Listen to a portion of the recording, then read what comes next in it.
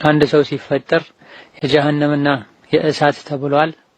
ይህ ከሆነስ ሰው የጀሃነምና የእሳት መሆኑ ከታወቀ የሰው ልጅ ለምን በአዱንያ መልፋት አስፈለገው የሚል ጥያቄ ነው። የተኛውም የሰው ልጅ ሲፈጠር የእናቱ ማህፀን ውስጥ ያለ ከተወሰኑ ሂደቶች በኋላ መላኢካ ስለ ጽንሱ 4 ነገሮችን እንዲጽፍ አላህ እንደሚያዘው ነብይ ነግረውናል። ስራውን ይጽፋል፣ ሪዝቁን ይጽፋል፣ አጀሉንም ይጽፋል፣ ሸቂይ ነው ሰዒድ ነው የሚለውንም ይጽፋል ብለዋል። ይህ ከመሆኑ ጋር ታዲያ በአዱንያ መልፋት ለምን አስፈለገው የተባለ እንደሆነ ይህን ጥያቄ ራሱን ሱሐቦች ነቢይን ጠይቀዋቸዋል አለይሂ ሰላቱ ወሰላም። የነቢይ ምላሽ ስሩ ሁሉም ለተፈጠረለት ዓላማ የተገራ ነው ብለዋል።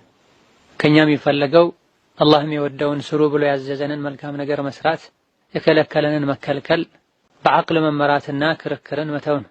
ቡኻሪና ሙስሊም ከዓሊ ብን አቢ ጣሊብ እንዳስተላለፉት ዓሊ ረዲየላሁ ዐንሁ አርዳህ የሚከተለውን ብለዋል። ከዕለታት አንድ ቀን ነብዩ ሰለላሁ ዐለይሂ ወሰለም ከኛ ጋር ቁጭ ባሉበት እጃቸው ላይ እንጨት ነገር ይዘው መሬትን እየነካኩበት በዚህ መሃል ራሳቸውን ወደ ሰማይ ቀና አደረጉ።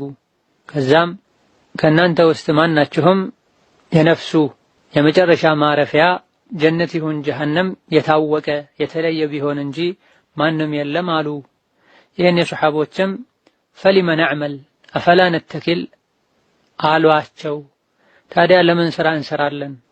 ቀድሞውኑ ለነፍስያችን በተጻፈው በተወሰነው ተመክተን ለምን አንኖርም ብለው ጠየቋቸው። ይህን የነብዩ ሰለላሁ ዐለይሂ ወሰለም እንዲህ አታድርጉ፣ ስራን አትተው፣ እዕመሉ ይልቅ አላህ ያዘዛችሁን ነገር ስሩ፣ ፈኩሉም ሙየሰሩን ሊማ ኹሊቀ ለሁ ሁሉም ለተፈጠረለት ዓላማ የተገራ ነው አሉና አስከትለው የቁርአን አንቀጽ አንብበዋል። ፈአማ መን አዕጣ ወተቃ ወሰደቀ ቢልሑስና ፈሰኑየሲሩሁ ሊልዩስራ የሱረቱል ለይልን አንቀጾች አንብበዋል።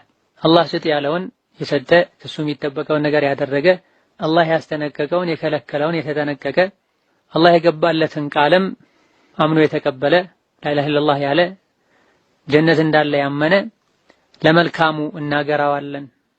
መልካም ጥሩ ነገር ይገራለታል፣ መልካም ነገር ይሰራል፣ አላህ ያግዘዋል።